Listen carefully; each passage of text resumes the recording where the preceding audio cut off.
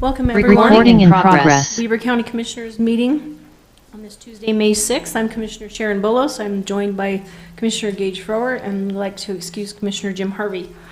We'll have our Pledge of Allegiance this morning led by Miss Emily Wild, and our invocation will be given by Mr. Craig Brandt.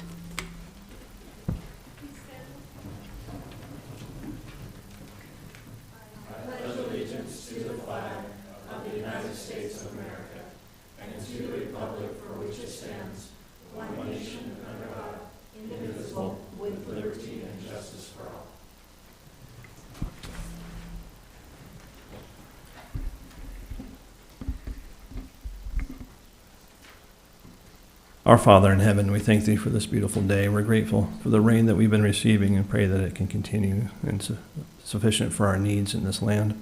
We thank thee for the opportunity we have to serve the good people of this county and pray that we can do so today with wisdom and with patience, and that we'll be able to discuss those things that matter most to the county at this point in time. And bless those, Father, we pray, who are in need at this time. In the name of Jesus Christ, amen. Amen. Amen. Thank you, Ms. Wild. Mr. Brandt, item D is Commissioner comments. Commissioner Frower, any comments to share? I do, Madam Chair. Please. Just a brief one. So last week, we were able to attend the annual legislative meeting update with UAC in St. George. So it was great to visit with a lot of our Weber County colleagues. A number of legislators were down there.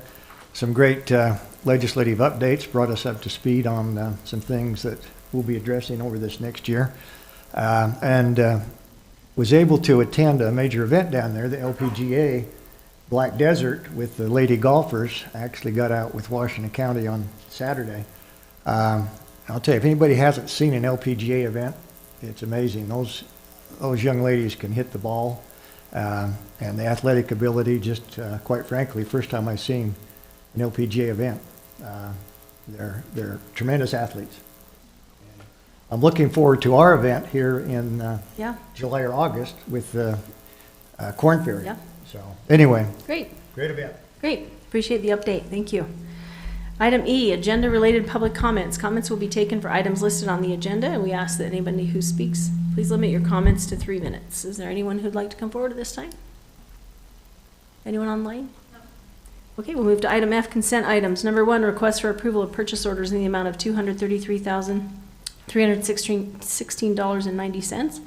Number 2, request for approval of warrants 104939 through 104985 and 490695 through 490795 in the amount of $3,484,309.20.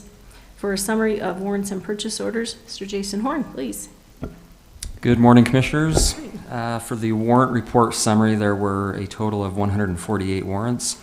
The amount was $3.5 million, and the breakdown of that is 41%, or $1.4 million, is for ramp awards to various entities. 33%, or $1.2 million, is for the Ogden Eccles Conference Center remodel and building improvements. And then 9%, or $301,000, is for Central Weber sewer impact fees, the Utah Dam design, and escrow release for Somerset Farms. As far as purchase orders are concerned, there were a total of 10 purchase orders. That amount was $233,000, and the breakdown of that is 46%, or $107,000, is for the OECC sound system upgrades. 30%, or $70,000, is for the IT department in desktop replacements. 10%, or $23,000, is for parks. And that's waste removal. And then 9%, or $21,000, is for fleet, and it's upfitting of sheriff vehicles. Any questions? Questions? None for me, thank you. Okay, no questions. Thank you. Number 4, request for approval of the minutes for the meeting held on March 25th, 2025. Number 5, request for approval of new business licenses. Number 6, request from the Weber County Tax Review Committee for approval of a reimbursement in the amount of $9,617.91 for parcel number 22-289-0002. Number 7, request for approval of a contract by and between Weber County and High Flyer Events, LLC for the Ogden Showdown event to be held at the Golden Spike Event Center. And number 8, request for approval of service agreements by and between Weber County and Waste Management to have yard containers dumped at the following facilities and parks: Archery Range, Pineview Reservoir, Weber County Fairgrounds, North Fork Park, Weber Memorial Park, and Fort Buenaventura. Any questions? None for me. If not, I'm ready for a motion. Madam Chair, I'd move approval of the consent items as read, F1 through and including 8. I'll second that. All in favor? Aye. Aye, motion carries. Item G, action items. Number 1, request from the Weber County Recreation, Arts, Museums, and Parks Ramp Board for approval of easy grant recommendations. Mr. Kevin Burns, welcome. Well, thank you, Commissioner. You talk so fast, I have anxiety now. Welcome, I Mr. feel like Kevin I Burns. feel like I have to race. So I am here on behalf of RAMP to present the 2025 Easy Grants, about $83,000 worth that we reviewed a couple of weeks ago with our RAMP board, and present those to the commissioners for approval. We presented to the mayors last night, and there were no real issues. I would like to tell you thank you for this opportunity to serve. The board, they're great. They put a lot of work in. It's all volunteer. So, and then we have our staff here at the county. As you know, Shelley and Stacy, I'll tell you, every chance I get, we could not do it without them. And there's a number of people that do some type of work with Weber County that would not be successful without those guys in the background. So I'm just going to throw that out there. So with that, present you with the 2025 Easy Grants. We appreciate that presentation and all your work, Kevin. I know it is a lot of work and a lot of hours, and this is the tail end, so for this cycle. It's a lot of fun. This is it for the season. I was talking to Todd Ferrari on the lobby on the way out. He asked me what I'm doing. I said, we're here for Easy Grants. This is it for the year. Now we just go to ribbon cuttings and eat cake. Yep. So Fun stuff. until That's fun the stuff. next round. So it's very good. Yep, and thanks for acknowledging our staff. They do a great job, and I always appreciate when they get that credit, so thank you. Any questions or comments? I do have a question, if I might. Yes, sir. So, Mr. Burns, just for the information for the public, tell me what an easy grant is. Is that easy for the public to get, easy for you to So give the out, easy- or why is it easy? The Easy Grants are $2,000 grants that are part of RAMP. So we have our majors, which are our large projects, and then we have our arts and museums and our recs and park grants that are up to $199,999 each. Then these Easy Grants come along. They're $2,000. And they are designed to get little projects that cities and 501c3s have, just a little push to get them up and running. And our real intent is for an Easy Grant to help someone grow into a larger grant, to grow into a larger project. And we've had some of those occur. And so the easy portion is, yes, they're easy to apply for. And it's easy paperwork for the applicant to expose them to mostly to expose them to the grant application process, and that's where that comes in. Great, thanks for that explanation. So you said, I think you mentioned 80 grand or thereabout? About 83,000 and some change on this, all together with RAMP through the 2025 season. We're just over 7 million. Good. So with this easy, the way my math works, we're about 40 individuals or nonprofits, whoever it may be, that now can take that $2,000 and put it to work. Yes, sir. Is that correct? Yes, sir. That is correct. Okay, I appreciate that explanation. All right, It's great. I'm happy to make a motion whenever you're Ready ready. for a motion, please. Madam Chair, I would move approval of the Weber County Recreation, Arts, Museums, and Parks RAMP Board for approval of the Easy Grants recommendation as presented by Mr. Kevin Burns this morning. Again, Kevin, thanks for all the work of your committee. Obviously, Shelley, our group upstairs, takes a big part in this, but it does unmentionable good for the citizens of this county. There are a lot of great RAMP projects around the county. Right. Yep. So there are a lot of great parks, and there's a lot of good stuff that goes. I particularly myself pay attention to parks, Yeah. but I know there's some really cool projects around the county because of this program. And once you see a sign, then you notice them everywhere. You do? Yeah. You really do. Thank Great. you. So I have a motion. I'll second that. All in favor? Aye. Aye, motion carries. Thank you so much. Thank you very much, Commissioners. Number 2, request for approval of a contract by and between Weber County and Skylar Nabar to hold the Mountain West Pulling Nationals at the Golden Spike Event Center. Mr. Marty Smith. Is it okay if I fill in for Duncan, Commissioners? Good morning. Quickly, we met this group at the International Association of Fairs and Expositions. They've been looking to break into Weber County for a while. They produce large moto and motorized events, competitions. So what we're going to do here, and the reason we're here before you today is we're going to give them a discounted rate on the track and split the ticket revenue to help them break in with this event. It's a national truck pull. So that's why we're here today. Any questions? What do they pull? Big heavy weights, I guess. They're on a sled. Okay. They All pull right. big sleds. So this is trucks, not I thought maybe you're going to excite us with horse pulls again. Oh, well, we could do that too Okay. at some point. Well, we do at the fair, so All right. they'll be out there for that. Okay, just want to understand who was pulling what. Yeah, trucks pulling sleds. All right, got it. Okay, Happy to make a motion. please. Move approval of the contract by and between Weber County and Skylar Nabar to hold the Mountain West Pulling Nationals at the Golden Spike Event Center as presented by not Mr. Ducky Olson, but Mr. Marty Smith. I'll second that. All in favor? Aye. Aye, motion carries. Thank you. Number 3, request for approval of Resolution 25-2025 of the County Commissioners of Weber County authorizing the use of funds for projects on the priority list approved by WACOG. Ms. Brooke Stewart, is she here? Seabrook. Okay, well, we can hold that and come back to it if Brooke comes.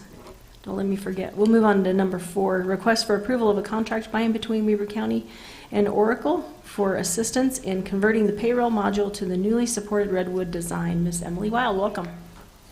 Good morning, Commissioners.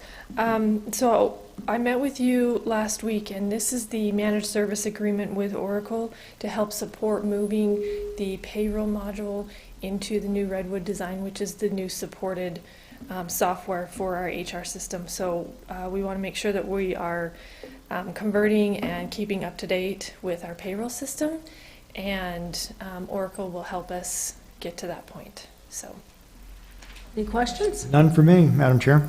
Appreciate the presentation last week. Ready for a motion? Madam Chair, I'd move approval of the contract by and between Weber County and Oracle for assistance in converting the payroll module to the newly supported Redwood design as presented by Ms. Wild this morning. And I just mentioned, I think we went over this in work session. It sounds to me like this module will really help the county in its performance of payroll and time savings and accuracy. Yes, yes. So the new Redwood design has some new functionality that we didn't have when we moved over with Oracle, and so it's got some additional functionality with project costing and things like that that have been needed on our payroll side. So, Great. My motion. I'll second that. All in favor? Aye. Aye, motion carries. Thank you. thank you. Item H, public hearing. Number 1, request for a motion to adjourn public meeting and convene a public hearing. Madam Chair, move to adjourn our public meeting and reconvene as a public hearing. Second, all in favor? Aye. Aye, motion carries. Number 2, public hearing to consider and possibly take action on an ordinance for a zone map amendment to create a master plan development overlay zone and development agreement for the Bridges development generally located north of Fairways Drive, and to consolidate the various base zones from the RE20, RE15, FV3, and FR3 zones to the RE20 zone to provide better assurance to the community that established historic development rights are limited. Mr. Charlie Ewart, welcome. Thank you, Commissioners. Who wrote that agenda item? That was a mouthful. Sorry about that. And thank you for getting all the work done for this meeting within the first 12 minutes and leaving the next 45 for me. That's very appreciated. Leave some time for Brooke in case she comes. Okay. So this project, as you mentioned, Madam Chair, is the Bridges rezone. The Bridges is a project that's up in the Ogden Valley, north of Fairways Drive. Fairways Drive is the drive that will connect to 4100 North. We've got WACOG money to go ahead and start building that. It's been designed. So 4100 North and Fairways Drive, I would assume by next year, so at this time, will probably be connected, if not the year after. So this project is just to the north of that. It's a project that was approved by the Planning Commission, and I actually think it was probably approved by the County Commission as well a few years back as a conditional use permit under a planned residential unit development. Since then, we've repealed the PRUD, Planned Residential Unit Development Ordinance, and replaced it with an MPD-OZ, Master Plan Development Overlay Zone. And what that does is it gives you guys a lot more discretion on what can and can't be approved in a project like this, whereas the PRUD had a lot of variety but limited discretion for you guys. Part of the project has already been built. There's 95 lots that are already established right now, lots and cabin sites. The cabin sites are smaller cabins that I'll tell you about in just a second. But the rest of the property, most of it was already approved. I'll show you what was already approved. The applicant is asking to complete the remaining portion that wasn't previously approved. So really what they're asking here doesn't change their original approval except for that much, but it extends their original approval through open space that wasn't previously platted. The other part of this is that this property is currently governed by a development agreement. It's a Wolf Creek Development Agreement. And that development agreement currently entitles the property to the 413 units. If you add in the extra FV3 zone, the FV3 zone that's right here in the middle, that whole polygon there is FV3. That adds an additional 13 units to the project for a total of 426. And 95 of them have been platted, so that's where you get the 360 something. Charlie, can I interrupt you there? When you said 13 additional units, is that just because the project area is changing? So yes, they are including this piece here. I should have slid over to this slide here. So FV3 zone, it has 3 acre minimum lot sizes. With the size that they own, that would give 13 more units. Okay. So they're just asking for that to be truncated into the Right, full sure, approval. okay. Yep. Thank you. As you can see from the current zone map, most of the property is zoned RE15, some of it's FV3, and some of it's FR3. That FR3 gave us a little bit of concern because FR3 is multifamily housing, but we know the project was only approved for single family. So we were working with the applicant, and we worked out a proposed deal for you guys to think about today to rezone the entire property to RE20. So taking all of the FR3s, the RE20s, the FV3s, and the RE15s, and just turning them over to RE20. And you can see over here our RE15, those are the lots that are already platted. So this deal would not affect those properties at all. Okay, another question. Uh-huh. So in the proposal, that eliminates the section that was FV3. It I does. think that's going to be important to some people that remain. Is the intent to have that still be part of the project? Yeah, the intention is to have that piece be part of the comprehensive project. I'll show you the master Okay. plan in a couple of slides. In doing so, it's important to also have a zoning map that reflects what it is that we're doing. If you look at the entire acreage and you were to divide it by the RE20 zone, that's a lot closer to the amount of density that they were granted originally than this, because even though there were 13 units assigned here, I want to say there was like 100 and something units in that tiny piece right there. So the exchange actually saves the county, the Ogden Valley in density, as opposed to adds more. Even in the long run, if the development agreement expires, and that was important, I think. The concept plan. So right now you can see the concept plan here. There we go. This is what has been approved in the past. This was for 365 units originally approved. And you can see how the roads kind of go around that middle piece that's FV3 and dead end at the far end of the property. There is a connection proposed right over here on the property line from the original project, but by and large, it's a lot of houses on very little connectivity. And so that's a bit of a challenge, and this connection over here on the western side will take a little bit of time to get there. You're saying over here, are you using your mouse? I can't see anything. Oh, there we are. Sorry. Okay, I'm with you. I should put a highlighter around my mouse. Sorry about that. So they currently have existing PRED configuration. Sorry, I said 365 with 364 approved units. Now, let me make sure we're clear about what that means. The approved units were approved through the PRUD. The remaining units were approved through the Wolf Creek Development Agreement that was approved back in 2002. And so the difference between the 365 and the 413 is what they still have kind of in their bucket, the rights they have in their bucket, they just hadn't had them assigned to a specific location on this property. So short-term rentals were approved through the PRUD, and there's quite a bit of disconnected streets in the project. And then the 49 units remaining to be platted later within the project boundaries. If we turn the page, now you can see the FV3 area has been added in with a pond, detention pond facility. I believe that's going to be for secondary water services. And the streets have been connected. I'm going to go back one. If you're looking up in this area here, you see cul-de-sacs. There's a cul-de-sac that ends, I don't know if you can see that. That is hard to see. Anyway, cul-de-sac that ends on the northern side, the northwestern side, the southeastern side.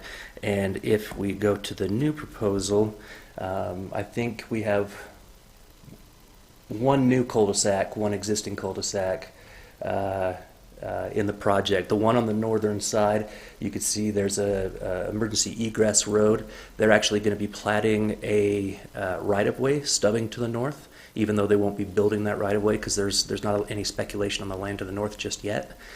So whoever builds to the north, when they choose to develop, if they do, they can make that connection to that cul-de-sac, so it's not actually a cul-de-sac. But the applicant is concerned, as well as I was, about having that many homes on a dead-end road without an egress, and so they've shown an egress here. And again, let's see if I can. Yep, sorry, I can't use my mouse to point, but it's that northeastern cul-de-sac. This is kind of a visual without all the graphic details of what their current approval looks like as far as connectivity goes. And that's what it will turn into as far as connectivity goes, including that brown line going through the project that is a multi-use paved pathway. Okay, so the development agreement, it does not apply to the lots that were previously platted. It repeals and replaces all past agreements and permits. I feel like that's a pretty important thing to do. Now, there's a little bit of debate on whether or not we need to pay tribute to the original Wolf Creek Development Agreement in terms of what happened in relation to other properties that are also part of that agreement. However, by and large, what this new agreement does is it says these are the new rules that apply to the property, and we're going to port over as many of the rules as we have previously approved and apply it through this new development agreement. It's this is something that I've wanted the county to do for probably the last 10 years or so. When I first started learning about the Wolf Creek development, it is fragmented into many pieces with many different amendments and addendums applying to specific properties but not to others. To me, the whole thing needs to be blown up and put together in the individual development pieces that are there. And this is one of the things the applicant is working on doing. So it does memorialize the past agreement. It adds the density from the 40-acre property, the 13 units, and then it supports the rezone of the entire property to the RE20 zone. And we're saying requires better egress and connectivity. The applicant is actually volunteering it. They're volunteering to do this in exchange for the changes that are in the development agreement. So better internal connectivity and better connectivity to adjacent properties. And that by itself, I think, is well worth the the compromise here. It's providing 1.5 miles of a 10-foot wide multi-use paved pathway. Now that pathway is intended to head down to Fairways Drive and eventually make its way through the golf course or out to Highway 158 to connect to the existing Wolf Creek pathway that is out there, which, if that's done, that will connect to the northernmost side of this project all the way down to the Valley Market and to the whole trail system that's beyond. So it'll make it for a really great connection. And Fairways Drive, which we are asking the applicant to complete their portion where this property abuts it, will have a 10-foot wide pathway adjacent to it. And if the county has enough funds, and we're still the jurisdiction at the time governing, we'll apply impact fee dollars to the pathway there. That will take the pathway all the way down to the Liberty Park. And then we've already been working with some consultants and some nonprofit groups to try and connect Liberty Park and the existing Eden pathway, which you put all those together and you get a really cool pathway network going throughout that developed area. The project secures 146 acres of open space and requires 2 parks to be open to the public and a clubhouse that'll be there for the HOA to use. Limits the uses to the uses allowed in the RE20 zone and residential uses specifically. It changes some conditional uses to permitted uses. And let me take a minute to explain that. In your development codes, you've got your permitted uses and your conditional use permits. We've been learning from the courts over the last 20 years or so that conditional use permits are permitted uses with conditions. In other words, it's very hard to deny them. So we have to have strong ordinances to support the conditional use permits. The big conjecture in the industry is, well, if that's the case, what's the point of having CUPs? It's just make them all Ps. You're just adding extra process when there's not really the ability to deliberate and change. And so the applicant is asking for things like grading, earth processing to be listed as as permitted uses. If you were to flip to the back of the development agreement, we've got a pretty good laundry list of what standards would apply to that, including dust, dirt on highways, cleanouts, vibrations, noise, a whole host of mitigation measures for the applicant to meet as they're doing that dirt movement or dirt processing up on the property. One of the reasons for the dirt processing, something I get concerned about when we see dirt processing is that if there's a financial tie, if it's being sold off the property, some landowners find it very beneficial to go deeper than they should. So we're asking the developer to not benefit financially from the dirt processing on site, which the developer's happy to do that. He's got other projects in the valley. So the development agreement says it's limited. The transport of that material, if it leaves the site, is limited to his other projects in the valley. Okay. It continues to allow short-term rentals. On that note, you guys know we talked in work session about the short-term rentals. Staff's original recommendation was that we continue to allow short-term rentals for the original 365, but the additional 40 some odd units not be allowed for short-term rentals, and we were only doing that to be conservative.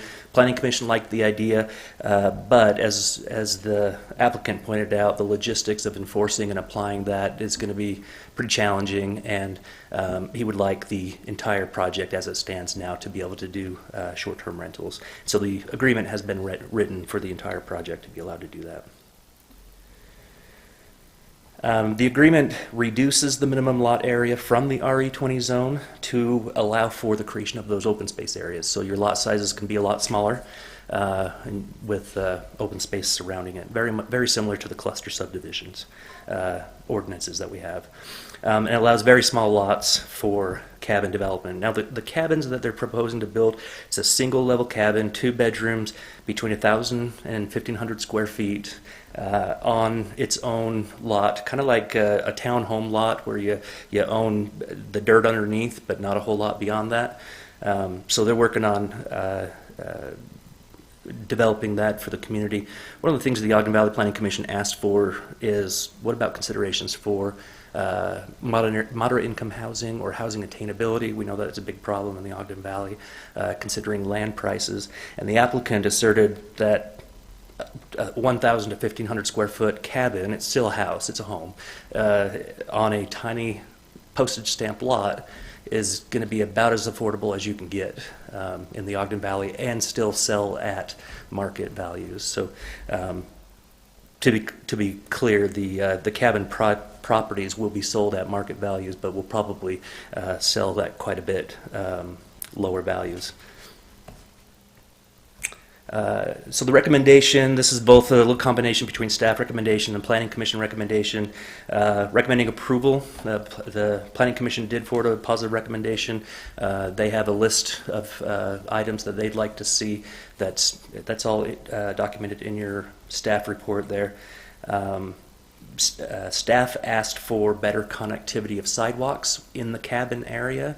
One thing through the development agreement that we're waiving is sidewalks through the whole property, but when you get to the more dense cabin areas, we think it'd be appropriate to connect parking lots with a sidewalk network. And then the other thing we're asking for the applicant to do is address outstanding review comments in the draft development agreement. So what you guys have in front of you is still a draft development agreement. This is a little bit different than we've done it in the past. Instead of approving an ordinance and a development agreement today, if you do approve just the ordinance authorizes the commission chair to sign and execute that development agreement after we've done the administrative cleanup. So there isn't any intention to add a whole lot to that development agreement from here on out, but just clean things up and make it ready for recordation. Any questions for me? Questions? I saw you making a few notes. I do have, whenever you're ready. Go ahead. So, Charlie, tell me, again, I think you mentioned 413 units at some point under the proposed zone change. What would be their entitlement if they kept the existing 3 zones of the F3 and the FR3? What's the difference in total units? So long as the Wolf Creek Development Agreement stays in place, doesn't expire, isn't challenged legally or whatever, their entitlement for the property is 413. If that development agreement were to go away, expire or whatever, my calculations, I believe they were somewhere between 700 and 800. And that's mostly because of the FR3 zone that's touching the property. So it's quite a bit of a difference there. Okay, so let me just be clear on that. So if we were to approve the zoning change from the 3 to the 1, which I believe is probably the proper move, and approve the development agreement, that limits the ability for for density to 413 versus 700 plus. That's right. Is that That's right. correct? Yeah, and I think if you were to apply the RE20 math to the project, it's probably a little closer to 450 or so, just because of the way that the math works out. But it's still significantly less than the 700 to 800 that we had previously calculated. Got it. Okay, and as I always question, Madam Chair, you'll appreciate this, is I'd like to know about infrastructure. Tell me about water and sewer. I mean, there's a group in the valley that claim that there's not enough water for any more homes up there.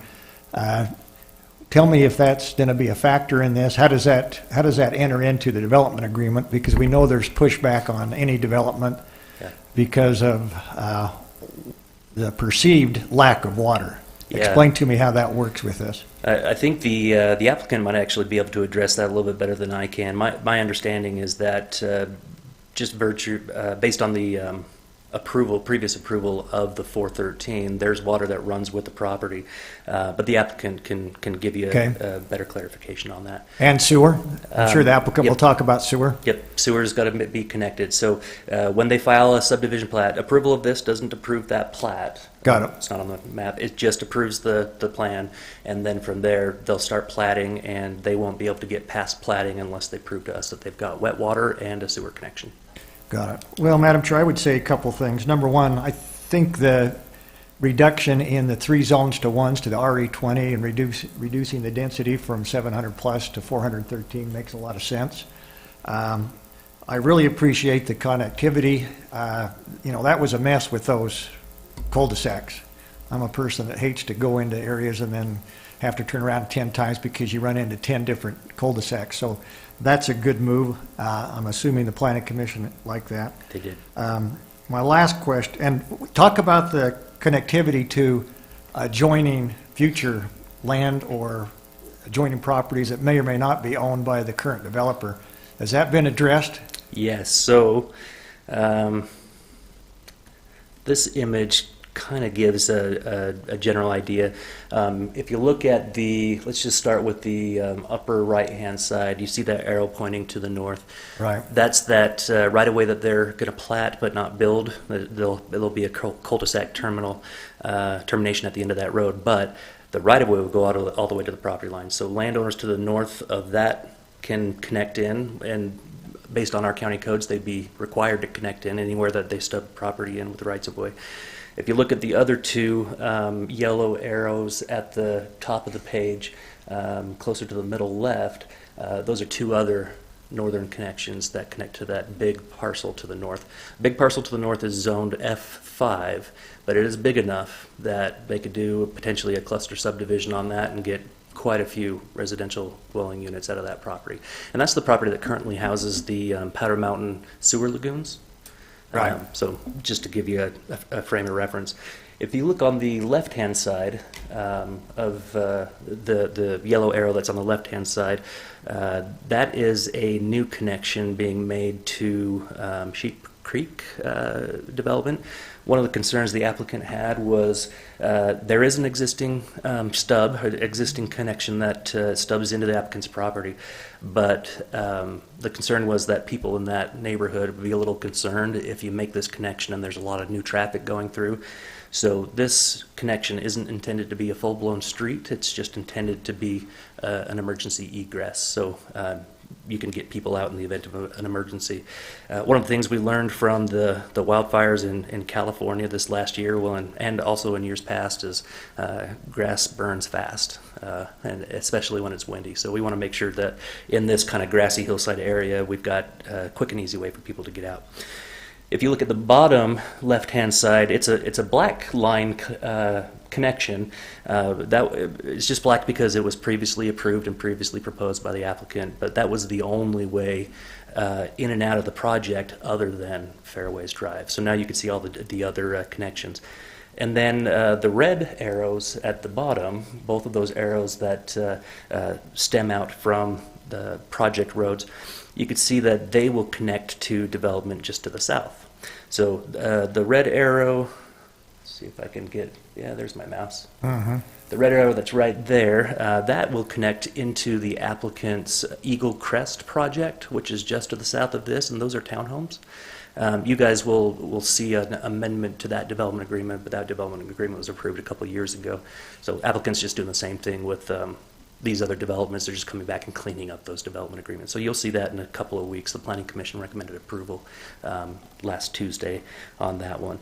And then the other red arrow to the left of that connects into a larger vacant parcel. I believe it's owned by Jeff Burton, and that gives him a good connection to and through for future development on that property. So a lot of new connection, which you know me, I'm all about that connectivity.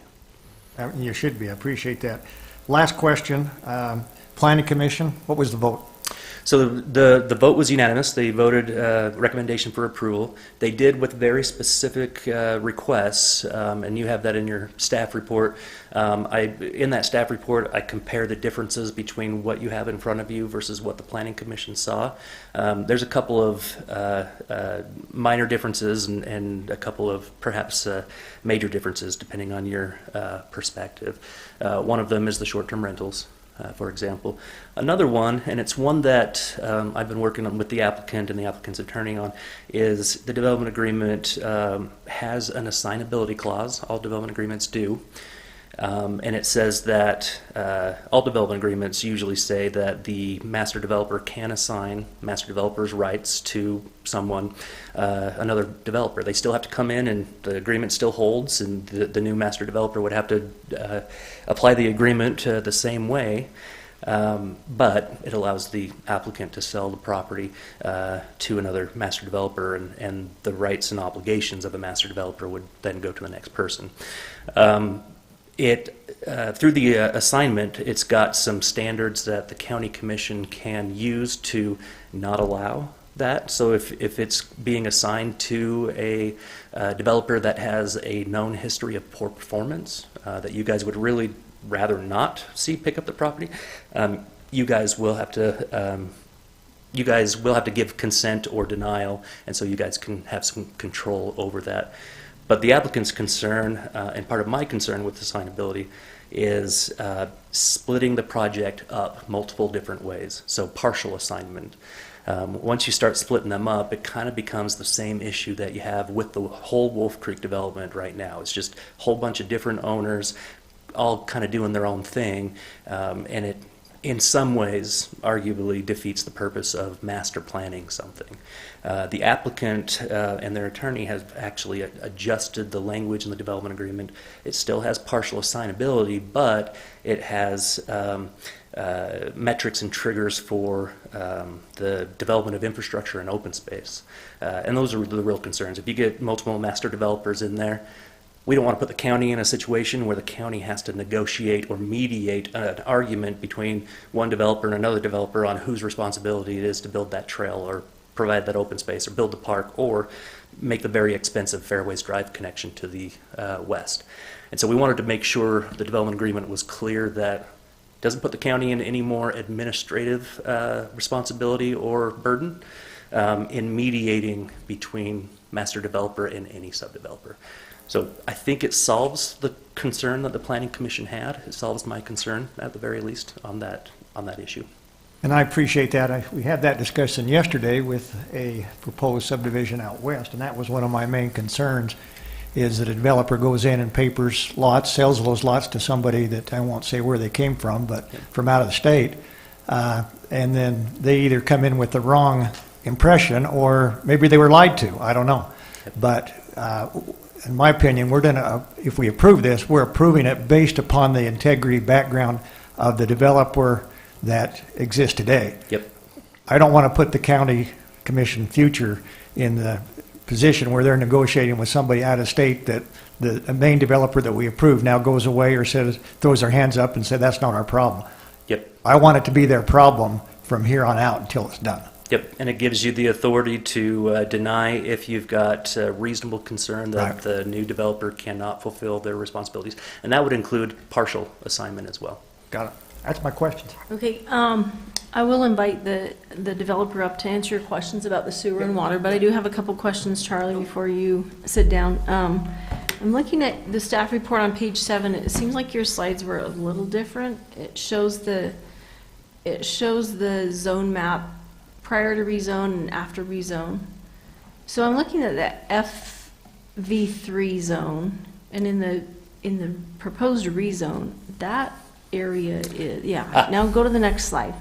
Yeah. At the time, I didn't realize that the pond, so let me go to the next slide to show you. That detention pond area, I didn't realize that wasn't being included as part of this development agreement. So they pulled that out. The area for that pond, we recommended to the Planning Commission, and they agreed to count the area towards density for the applicant because it was the applicant's property, and they worked out a deal with the water and sewer district up there to take over that parcel. It just happened that taking over that parcel had to happen in a time frame that was faster than we could actually get this done. So it's not intended to be governed by this development agreement. So does that mean that there will not be any 3-acre lots in this project area? Correct. Okay. Is there a reason for that? Well, I think the reason is they just wanted to be consistent with what was previously approved, which, as you can see, Which is 13 3-acre lots. Oh, sorry. So previously approved wasn't 13 3-acre lots. It's just that the zoning on the property could result in 13 3-acre lots. Right, that's what I'm saying. I'm a little concerned that those 13 large lot homes are going away? So it's a good concern to have. The county has a cluster subdivision code.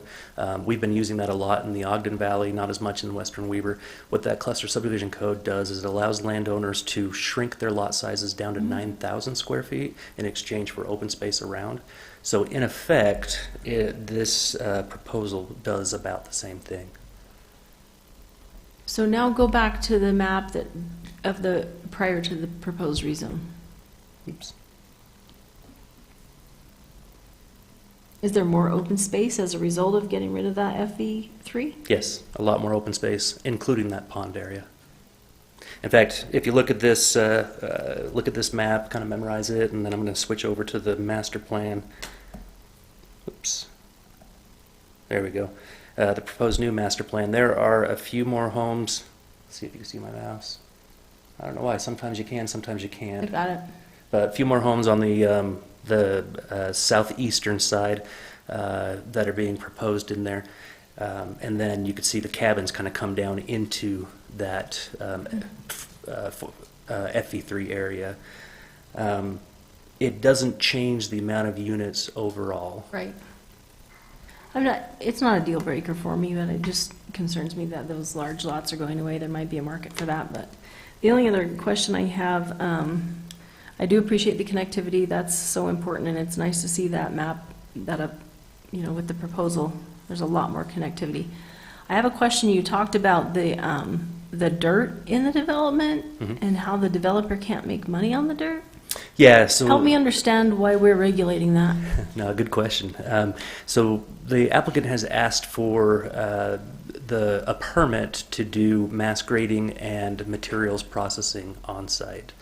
One thing we've learned when we give permits for materials processing is when there's a profit that can be made off of it, the operator tends to go a little deeper and a little wider than they were approved to go. One of the things we wanted to do is just give a little bit of a limitation to that. So the first limitation is the market constraint, and if you don't want that limitation, we could certainly take it off. But the second limitation is they can't bring the grade below the rough finished grade of the proposed development. So that keeps them from being motivated to just create a gravel pit. So if they did not exceed what was approved, then why would we care if they're making money off that? And why would we regulate that as a government? I mean, I think there should be parameters and they shouldn't be able to go deeper or wider. I get that, but I don't understand why we would restrict them from making any money. I assume they would be using it on their other projects, but Yeah. I don't know that that's our role to say whether or not they can make money off the dirt. Yeah, and you can certainly strike that condition if you want to. I don't think the applicant has any intention of selling the dirt as it is, but we can always allow him to if he wants to. The only reason why we've suggested it is because it eliminates some motivation that could be there. Not from this applicant, he's not wanting to do it, but if the property were to turn over and it goes to someone else, then it turns into an enforcement challenge. And so we'd have to be out there measuring and making sure that they're not going beyond their limits of disturbance, not going deeper than they said they would go, all that kind of stuff. It would be an enforcement challenge anyway if we told them they couldn't make money, wouldn't it be? You're right. I don't know, I have an issue with telling people how they can and can't make money. Can I do a follow-up question on that? Sure. So on that same issue, I think, and I agree with Commissioner Bowles. I don't know if it's our role to say you can or can't make profit, but I thought you mentioned that the limitations were that you could have to use the dirt, the soil that's used in construction on site. It can't be transported down, which is a concern I have with that road, to have 10-wheelers Yes. going down that road and then throughout the valley is creates a problem for me. Yeah, it's a great, So that's, great concern. to me, it's not about a profit, it's about really the impact you're gonna have on surrounding neighbors if that dirt starts getting hauled, down the canyon or really especially down Wolf Creek Road. I agree with that. I'm okay regulating that because we're looking out for the roads and Yes. the infrastructure and whatnot, but I'm not comfortable with Yeah. with the profit. I don't disagree with you. And we can Language. certainly, when you make your motion, just make sure you include in there to strike the for-profit language. As far as moving the dirt around, the applicant does want to be able to have the right to move the dirt to his other developments in the valley.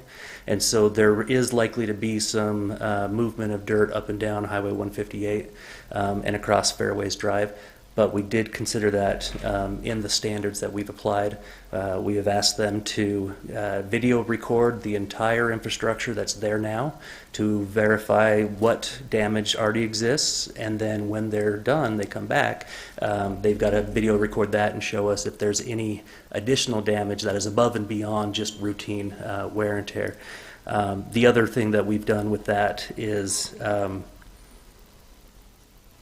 is that if the county engineer or UDOT, either of us, determine that the right-of-way is becoming more damaged at a greater, more rapid pace because of the new truck traffic, at any point in time, he can say, come out here and you need to repave this, so that if we do get big potholes, we don't have to wait until the grading is done. You comfortable with that? Yeah, I'm glad you brought up that it could go to other developments. I was under the impression that it had to stay within that Wolf Creek area, but you're saying other developments, which could, Other developments, they are all in the Wolf Creek area. So Just actually, not on this project. actually, let me necessarily. refine. I think the development agreement says within 3 miles, so potentially within the valley somewhere. But our big concern was Ogden Canyon and truck traffic going back and forth on Ogden Canyon. so the radius would be 3 miles. That's what's proposed. If you Okay. want to go Well- smaller, we can always go smaller. Well, I'm okay with that. Again, you get down to an enforcement issue with the road, who's who's going to go up there and measure the size of the potholes, or, Yep. right now, we already have a problem on Fairways with, I think, a water issue that was connected that I'm still dealing with, so that, it's a big deal, and Yeah. again, it may not be our problem after January 1st, but we want to look after it. Yep. Anyway. So Charlie, you mentioned that, we'll get to the public hearing, I haven't forgotten that, but you mentioned that the motion should include to strike the language about for-profit, but this ordinance is just the rezone, right? So if you look at the bottom of the rezone, the adoption of that rezone gives the county commission chair the authority to sign the development agreement after the fact. So we would just be watching for that in that. Yep. So Step, okay. when we bring it back to you, you'll be looking for that specific thing. I know the applicant is going to ask, let me back up a little bit. Because we usually do that grading work or that dirt work on property, we usually do that through a conditional use permit. Now we're doing it through a development agreement as a permitted use. There are 2 other items I know the applicant is going to suggest that also be included, which is water detention facilities, because there's already one on the property, right? And then utilities. Both of those are listed in the code as being conditional uses. And we've done that in the past just because going through the conditional use permit gives us the ability to put more eyes on. However, we've put the same amount of due diligence into this. So if you guys are okay with that, their request, you'll want to include that in the motion as well. But I'll let them be a little more clear with you on what that is. Okay. Let's start with the answers to Commissioner Frower's questions regarding water and sewer, if you don't mind. I'd be happy to do that, Commissioner Will Bowles. you please state your name for Just the was record? Bruce Beard on behalf of the applicant counsel of the project. Thank you. And the reason they've had me do the speaking is I talk as fast as you and Charlie does. Developers tend to talk a little slower, lawyers tend to talk a little faster. I can adjust my speeds. I was going to address those at the back end, but I'll address them at the front end instead. Let me start with Commissioner Frower's comments about infrastructure. First of all, we believe we have enough water capacity. It's a dispute. And to let you know, in all candor, there was litigation that was filed literally yesterday regarding the Wolf Creek Water and Sewer Improvement District and getting will serves. We don't think there's any question that we have tons and tons and tons of water. The development agreement provides, as Charlie mentioned, that we have to prove it up before we can get certain approvals on an ongoing basis. We don't want you to be in a position where you're approving a subdivision or anybody's approving a subdivision without wet water or without sewer. So there's provisions in the development agreement that says we have to have those as a condition of development application approval. There's also provisions that say that we have to have what I call concurrency, which means each phase has to account for the fact that there's other phases in terms of infrastructure. So all of those are taken care of in the standard template development agreement that we've used. We also agree, you mentioned the connectivity. We respect and understand what I call an anti-landlocking ordinance and the need for connectivity, and we've worked very carefully with them. In terms of assignability, I'll just go briefly through that. We've worked on that very carefully. We've taken the county's suggestions about giving you extra control over the assignability.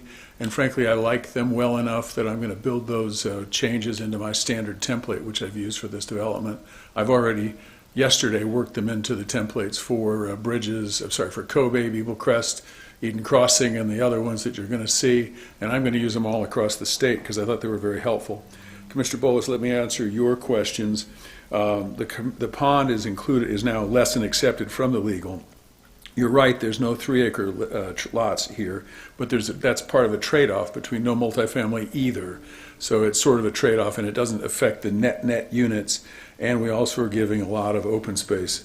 Regarding the dirt movement, Commissioner Frower, the dirt has to go or come from somewhere, and it just makes more sense to put it here.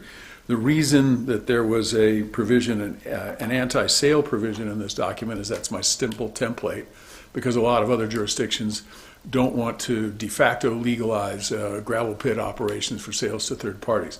We're okay if you change it and you allow profit.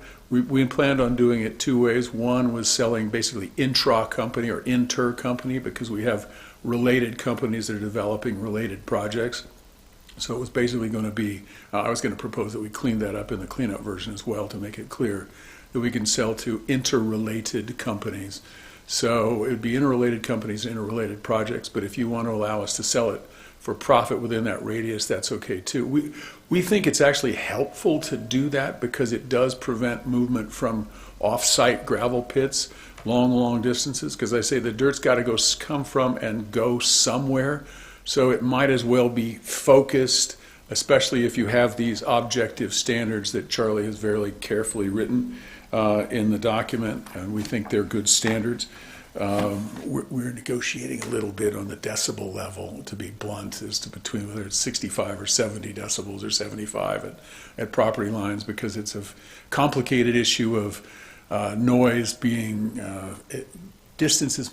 Noise is measured by the inverse square law at distances, but it's a logarithmic scale, so 6 decibels is half again as loud, not just a little bit louder. So anyway, we're working that out, and we've almost got it taken care of. Let me go to my basics, if I can. The whole development team is here. We probably don't need to say anything, except the whole goal was to say thank you once you vote for approval, which we hope you will do today.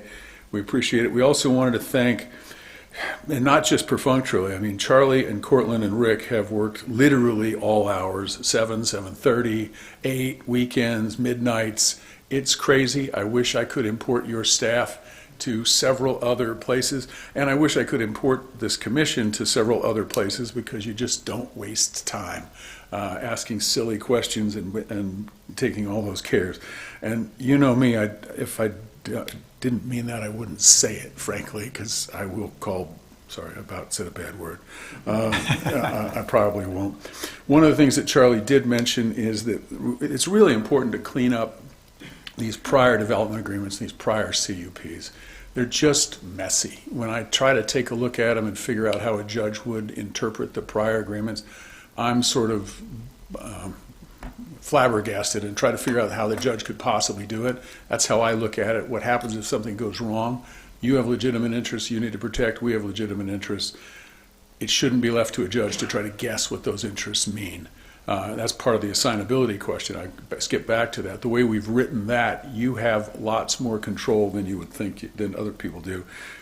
This development agreement is 99% perfect, but as Charlie mentioned, and Cortland's original version of the draft ordinance had some language in it. I wrote an original draft, he wrote a version back, and he put the provision in there allowing cleanups. Which is pretty normal, because I make typos. Charlie was working late at night to get this on the agenda. So there are a few things that I know we need to clean up. There's two specifics, as Charlie mentioned.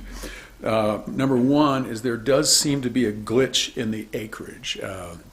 We've just been bouncing back and forth between the engineers and the civils, and it looks like the acreage is closer to 250. So if you'd make your motion and specifically say to change the acreage, it doesn't change any of the densities, doesn't change any of the number of units, it's just a mathematical glitch on somebody describing the legal description.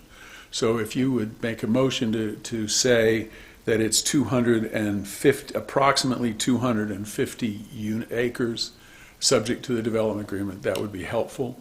The second thing I would ask you to do is to make the motion saying that water reservoirs and utility substations are moved to permitted uses subject to objective standards to be drafted and approved by the planning staff and the legal department as part of exhibit the design standards for the development agreement. Those are the only things we would ask you to make as a motion today. We would otherwise ask for your approval, and we thank you again, and if there's any questions, I'd be happy to answer them. Otherwise, if there's any public comments, I would ask for the right to respond to them if there are any adverse public comments. But otherwise, we greatly appreciate all the effort that not just your staff, but you've put into this as well. Thank you. Appreciate that. Okay, we'll move to number 3, public comments. Is there anyone in the public who would like to speak to this item? Anyone online? Okay, seeing no one, we'll move to number 4, request for a motion to adjourn public hearing and reconvene the public meeting. So moved. Second, all in favor? Aye. Aye, motion carries. Before we go to number 5, Charlie, and maybe Cortland, this is a question for you too. I want to understand what we are and are not doing. So my understanding is that if we approve the rezone, it gives the chair the right to sign the development agreement at a future date. Yes. Okay, I'm reading the language of this, and it says, the Weber County, sorry, I'm on page 2 of the ordinance. Second paragraph, first full paragraph. The Weber County Board of Commissioners further hereby approves the master development agreement and authorizes the chairperson of the commission to execute it in behalf of the county. So this makes it sound like we're approving the development agreement today. It does, doesn't it? We may need to adjust that language a little bit. I think the intention is to say that today is the approval date, but we have a little bit of cleanup prior to Which is my the understanding. signature. So if we need to change that language, then I guess, Cortland, I would ask you what that needs to say before we approve this ordinance. And second, and just in consequence of this, Charlie, I would ask that before the development agreement is sent to me for approval, that it be brought to us in a work session so all the commissioners can review all the different changes that we've discussed. I appreciate that. I expressed to the applicant some concern about not bringing a fully polished development agreement to you guys. I know how you're usually like that. So they're up against some time constraints, so that's why you're seeing it. But Yeah, and I'm we can bring fine, it next I'm Monday. fine entertaining the rezone. I just want to make sure that this is worded correctly. Cortland, did you find that? I just went to the agenda item. Is it in that PDF file that was? It's in the PDF and it's on page 6. I've Because got I it- saw previous versions of the ordinance. I'm not sure what one made it into the packet. Do you want to look at mine? I've got it up on the I- screen if we want to switch over. I just got it pulled up here. There it is. Yeah, the first full paragraph is the one that concerns me because it talks about approving the MDA today.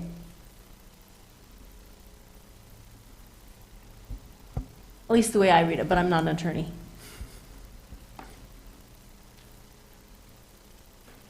The first full paragraph in the whereas On page, statements or it's, Second page. second page. oh, it sorry, I says was the looking at the screen. Yeah, the Weber County Board of Board Commissioners. of Commissioners further here. Yeah, let's see.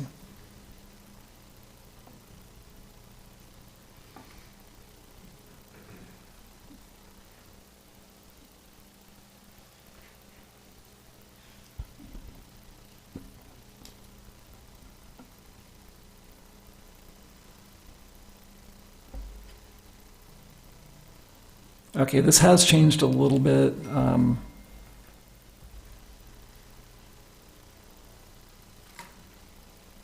May I, if If I may help, I can explain the provenance of this, Commissioner.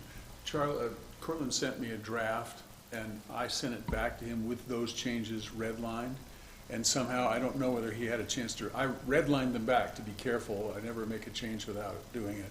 I sent them back. The intent was that you approve it today, subject to signing it later. If you want to have it at a work session to review the changes, we wouldn't have any objection to that, Commissioner. Yeah, We I just would didn't rather wanna- not approve it until we've polished it up and all the commissioners have seen that. We just didn't want to have another public hearing. Sure, We just okay, wanted, yeah. we just wanted to get it done and done. I believe we could accomplish that in a work session. Yeah, I think so too. We just need to change the language of this ordinance, I believe, Cortland. Yes, I would agree with that. We're Yeah. fine with that.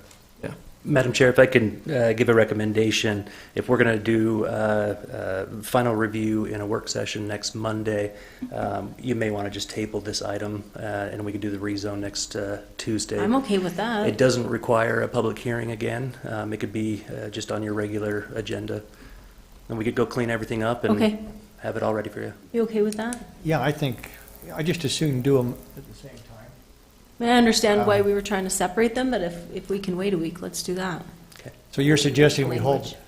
hold on this until next week, and then at that point in time, we'll have opportunity to finalize the 250 acres, the water infrastructure that was discussed by Mr. Baird this morning. Let's get everything in there that was discussed.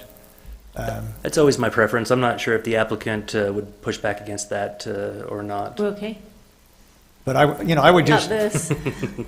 I'm okay either way, but if we do the rezone today, we'll need to change that language on the table. I guess I'd rather have the rezone done today, Commissioner, if we could.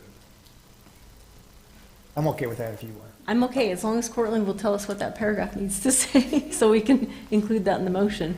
Yeah, I'm okay with that. So- They've all come this morning. They probably deserve an up or down vote at this point in time, in my opinion. So the first paragraph under the now therefore portion Let me at the find bottom it. of page 1, Yeah, it says there, now therefore the Weaver County Board of Commissioners ordains an amendment to the zoning map to change the zoning designation. So that accomplishes the rezone right there. Right. And then it goes on to talk about some of the other things that are going to be incorporated into this, referring to the master development agreement, referring to some possibility of changes. And then the paragraph that you were questioning is the one that further hereby approves the master development agreement. But then it goes on in the paragraph after that to talk about certifying that changes are minor, non-substantive corrections. And so you're saying that your desire is to approve the rezone, but say in here that the development agreement is not approved currently, but it is subject to further review. correct. So I would change that, probably that first paragraph that you were referring to say something along the lines of the Weaver County Board of Commissioners further directs staff to bring an updated version of the development agreement to the county for signature at a later date, or something like that. Could I make a minor suggestion? Sure. That would be that you conditionally approve the MDA subject to final review at the next meeting. Would that be okay with, What does a conditional approval mean, it Cortland? makes us feel better. Well, it means that you are approving it subject to certain conditions being met. And so in this case, it would probably be approve it subject to review in a further meeting or something like that. It could be, Does that protect us? if So they can't you, go out and execute it without coming back? yes, you would have the ability to do the final review and signature. You getting all that language? You have to make a motion. All right, we'll figure it out. Madam Chair, I just wrote what Cortland said verbatim just now. If we can get that up on the screen, I think we could make that work right now, right in front of you guys. So are you making the changes now? Yeah, Charlie? so if this paragraph now reads differently than it did So before. read that. Okay. Further direct staff to bring an updated version of the development agreement to the county commission at a later date. Okay. Now, that doesn't have anything about conditional approval that the developer just requested. You okay with that, though? I'm okay with that language, and I'll make it clear in the motion that will conditionally approve, subject to that paragraph which says bring an updated version, which would be the final version, the way I would interpret it. Okay, okay. Now I have one more procedural question, Cortland. Are we allowed to do that, where this was what was published in our, published with our agenda? Yes, because it's a legislative decision, you had a public hearing, you are free in your motion to make changes to anything that was proposed to you. Okay. Because you went through the public process, you noticed it properly, you do have the authority to make changes. Okay. Thank you for that. Anything else? I'm ready when you are. I think we're all ready. Anything else, Charlie? Anything else? No, we need a public hearing if we haven't already done that.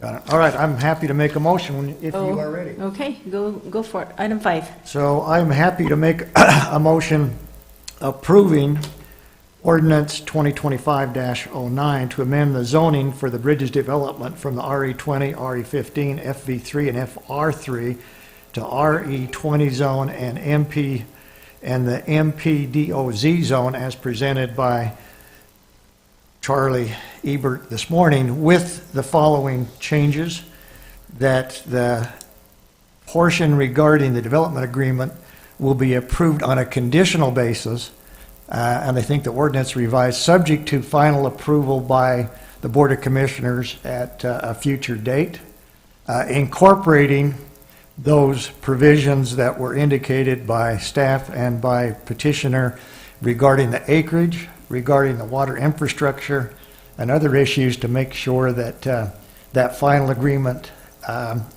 shows in detail the discussion that we had this morning. So conditional approval on the development agreement to be discussed at a later date with those changes, and approval of the existing zone to the zone as presented to the RE20 zone this morning. Did you mention the ordinance number in that motion? I can't remember. I did, 2025-09. Do we need to change, can we use that same ordinance, assuming just as amended? The ordinance number that was proposed? Yes. Yes. Okay. All right, so that would be the 2025-09 as amended in the county commission meeting today. Okay, and I will second that. Mr. Brent? Roll call vote for ordinance 2025-09, Commissioner Faur. Aye. Chair Bolos. Aye. Motion carries.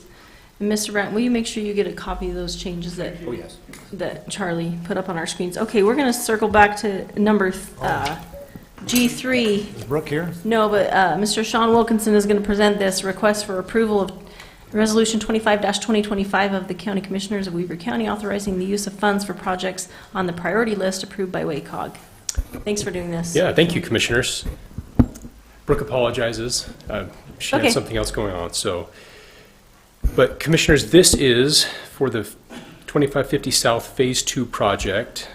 This is a $2.5 million allocation that was approved on the 2024 priority funding list from WACOG. Phase 2 goes from 4300 West to 4700 West. And this will widen 2550 South to 3 lanes and 80 feet, and also include some shoulders.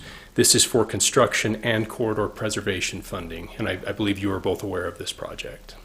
Any questions on this? No questions, Madam Chair. Ready for a motion? Happy to make a motion for approval of Resolution 25-2025, the County Commissioners, Weber County, authorizing the use of funds for projects on the priority list approved by WACOG and as presented by Mr. Sean Wilkinson this morning.